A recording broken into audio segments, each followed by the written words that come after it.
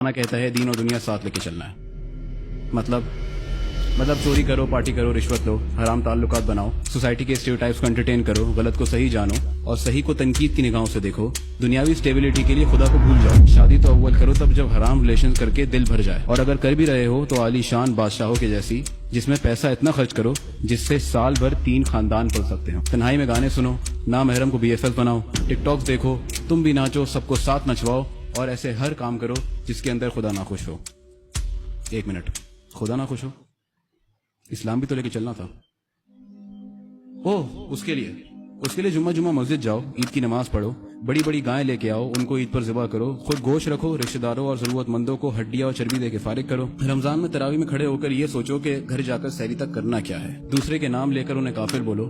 جب جہاد کا وقت آئے تو لو یو پاک آرمی اور اللہ اکبر لکھ کے ثابت کرو تم مسلمان ہو. قرآن کو چومو اور سمجھے بغیر وہی واپس رکھ دو جہاں سے اٹھایا تھا. درگاہ پر جاؤ اور وہاں جا کے دعائیں مانگو، اور جب بڈھے ہونے لگو تو تسبیح ہاتھ میں لے لینا. دین و دنیا ساتھ لے کے نہیں چل سکتے، دین ہی دنیا ہے. یہ ویڈیو ان تک نہیں پہنچے گی جنہیں اس کی ضرورت ہے، کیونکہ وہاں تک صرف اور صرف انسٹاگرام کا الگوریدم گانے ہی پہنچائے گا. ہماری سوچ آپس میں ملتی ہے، تبھی آپ مجھے فالو کر رہے ہیں.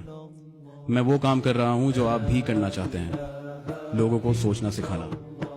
اب آپ وہ کام کریں جو میں بھی کرنا چاہتا ہوں، اس پیغام کو ان تک پہنچانا جنہیں اس کی ضرورت ہے.